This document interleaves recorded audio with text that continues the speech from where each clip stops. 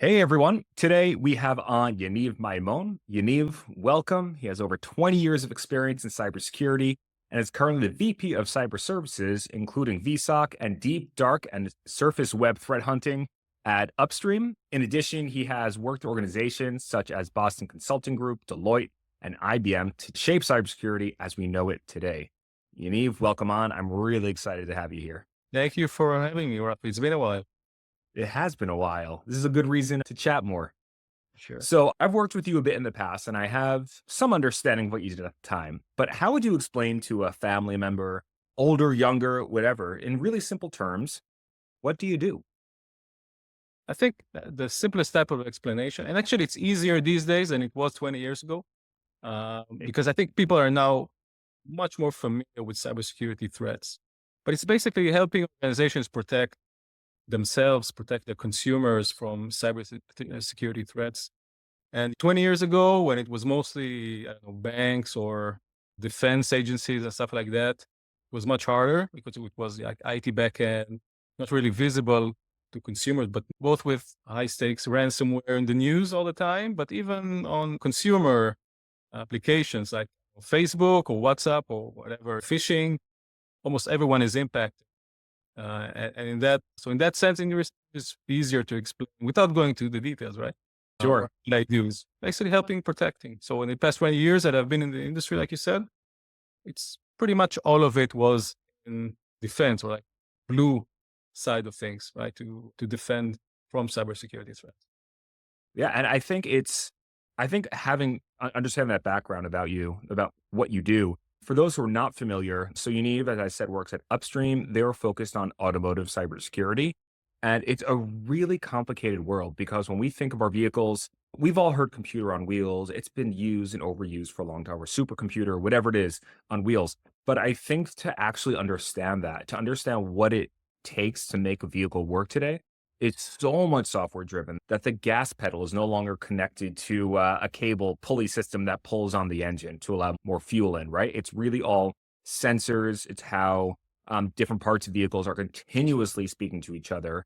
And you have to decipher all of it in near real time. Everyone keep that in mind. For those of you who are not familiar with Upstream, that's what Yaniv does day in, day out. And with that, it's fun to talk about cars. But at the same time, what got you into the world of cybersecurity? Because I know it goes further back. And what keeps you in the world today? So before I got into cybersecurity, I was doing more, let's call it classic IT stuff. So I worked my way up from providing support, also to being a sysadmin. I think there are two main things that lured me into this space. So one is, I think I have what some people call like a security mindset of trying to understand like risk and threats, regardless of cybersecurity. So, for example, if I, and this goes more than 20 years back, if I go into a place of, think of an airport, right? So a place security in mind, especially Israeli airports, right? Sure. Looking at what they build, how they operate, why do they ask the question that they ask? What are they looking at? What could be potential pitfalls? For me, it's something that is just interests me all the time. Again, regardless of cyber and my day-to-day work. So being security minded, I think is one. The other is, I think that to some extent you're dealing with adversity. So I think it makes it more interesting. There's like someone on the other end trying to do Mm. something malicious as opposed to a sysadmin who just want to keep stuff working. So they mostly handle, for lack of a better word, stupidity of people sometimes. I think with cybersecurity, it's handling adversity. So I think it makes it more interesting, at least for me. I completely agree. There's a common theme. So if you, ooh, I guess the next question is hard then. What would you be doing if it wasn't cybersecurity? I don't think I would be doing airport security. Probably, I think moving completely away from tech, probably something about food. That's a personal passion of mine.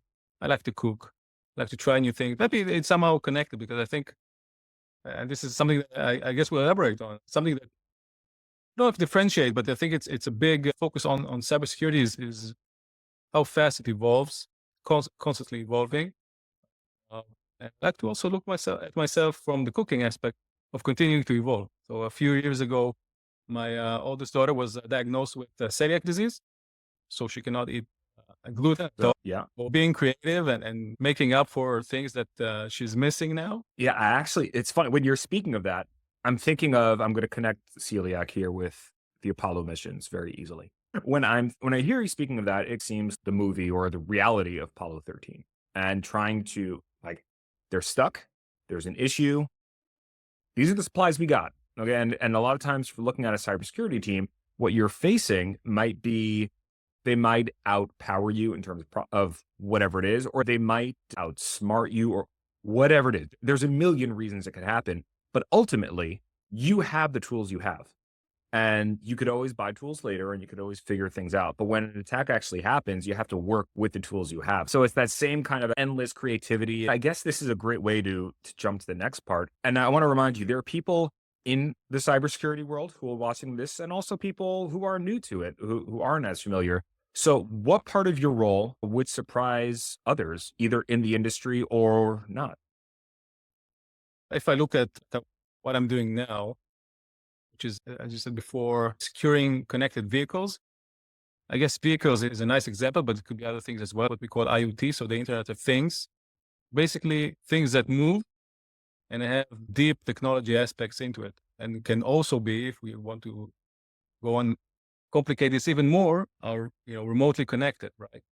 So I think like the cyber physical aspects of things, and again, car are an excellent example because they are very widespread, they, they are large, they are expensive. I think it's that those elements of the cyber physical aspects and how these devices can affect the cyber physical world and the cyber physical world can affect them is where things become a bit unclear. I think speaking about automotive to larger audiences, like you said, it's always the same questions first. Can someone remote control the vehicle? Can you stop it? Can you take over of the vehicle? Uh, Yes. and that actually the real answers to that questions like evolved over time, right? Especially with Sure. the onset of autonomous vehicles, etc. Some of these capabilities are now built in on purpose, right?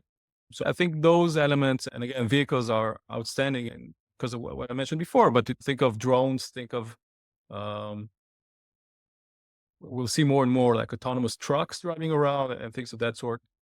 I think what you can and cannot do remotely and how it affects physical aspect of things that are surprising to people and interesting and intriguing. And as you said, could be potentially dangerous as well. It's weird that these everyday objects that constantly surround us that we utilize, like cars, is just part of the landscape, are are able to be remotely controlled, whether they're by intention or not. And my next question for you for SOCs, Security Operations Centers, or as Upstream calls it, VSOC for a vehicle SOC. And so what are some of the unique challenges you face with a vehicle? Because when it comes to a SOC, you're looking at real time or near real time information, and you're trying to decipher normal behavior from abnormal behavior. At the same time, I think what's unique about a vehicle is that it's a piece of personal property. Just like someone can't tell you when you can or cannot use something, how do you? It's a two-part question. The first one is, what role do you see AI having in the next 6 months to a year, if any? On this, you are not required to say that you use AI because with everyone I speak with, it's about what is the best system in place. Sometimes AI, sometimes it's not. But what do you think the role of AI will have in the next year or so? And how does that tie in to security operations centers? Because a lot of people I've spoken with, the SOC is this sealed off safe room where like it goes like it almost like a sim, right? It goes information goes in and then it gets detected and it comes out. So how do you see AI and SOC moving forward? Well, I think I'll start with the second half of the question. One of the most difficult things many difficult things in a SOC. I've been doing the SOC part for the majority of the 20 years for me in the industry. One of the challenges that we see it even more clearly in vehicles, right, is the need to support an analyst in case we're talking about investigation, triage, investigation, and response to support the analyst to make the best decision possible, right? And that means from adding contextual data coming in, adding other data points, or to make more knowledge from the entire knowledge base of the organization or a customer base, whatever, available for them to make the right decisions. So that's one of the toughest challenges, right? And I think AI goes a long way into that. And I'm not gonna discuss about the product and how we use it. No, no, Like, of course, but from the just analyst from the general analyst ideas. How do perspective, you see? Yeah, I think if you would look many of the organizations out there, even in SOX, not just Upstream, all of them, you will find that possibly few of the earliest adopters for it were analysts, right? So security analysts in a SOC because they need that additional context, either for investigation, sometimes for reporting purposes. They need it. So I know it, right? Because even 2 years ago, when this was still relatively new, some of the aspects of it, you would go to a SOC and you would see several tabs open in the browser for every security analyst, asking some specific questions to give them better perspective, better context. And this is definitely, I think, a tool that is already very common with security analysts these days. Regarding yeah, the product, of course, many aspects. And in the recent years, Upstream for me is not the first, but working for a software vendor. So I did back then for IBM, but it was a long while ago, and it was a small part, a super. very large machine, as opposed to now. So I do also get to think about the product aspects, and or they made some announcements about that. So definitely that type of use cases of how to support, enrich, make better decisions for the analysts, definitely a key element. Excellent. Excellent. Yeah. And again, with automotive, there are so many electronic component units and so many signals and messages and constant movement of communication. It really is a heavy challenge. So it's amazing to hear. If you could change one thing about the way people think about cybersecurity, and again, it could be someone just at home who clicked on this because they're nothing else to do. Or it could be someone in cybersecurity who might have been, who might be in it as long as you have. What's just something that jumps out at you? I think for me at least, and I think both of us mentioned it several times, is the pace that things are evolving, not just because of technology, but also because of the human adversity. Is first, I think you need to acknowledge that as a security practitioner.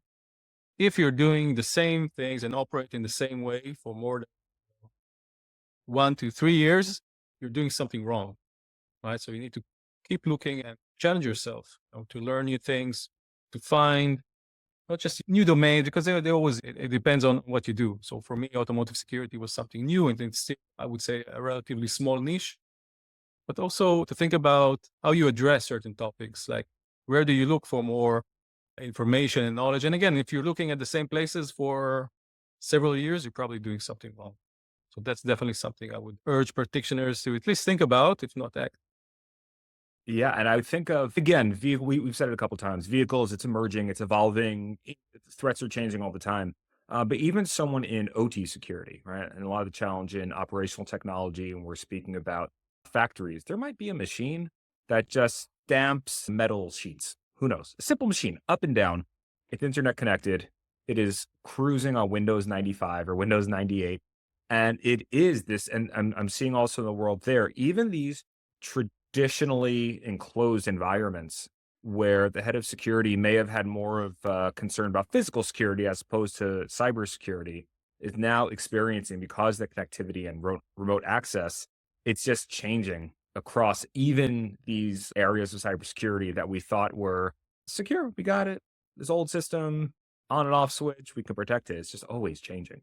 That's very true. Um, That's very true. yeah. And even that Windows 95 machine can be even critical to the business to some extent. Oh, yeah. Oh, yeah. Sometimes it can be a furnace of some kind that takes 3 days to cool down. Or it might take a week to heat up. It's a lot of times it really is, and that's why I think cybersecurity is moving so much into the mindset of operational risk. So it's no longer what information might we lose, which of course has its own importance and weight, but it's also how what are we going to lose? How much downtime? How many apologies? What's our brand going to be? Can we get back? How long will it take to recover the revenue that we had lost? You need that's all the time I have for now, although I can easily speak with you for hours and hours. Where can people reach you if they'd like to reach out? On LinkedIn, for sure. All right, I'll drop a link in the post. Absolutely. Thank you so Cool. much, Thank you Felix. so much. We'll speak again. See you. Bye bye.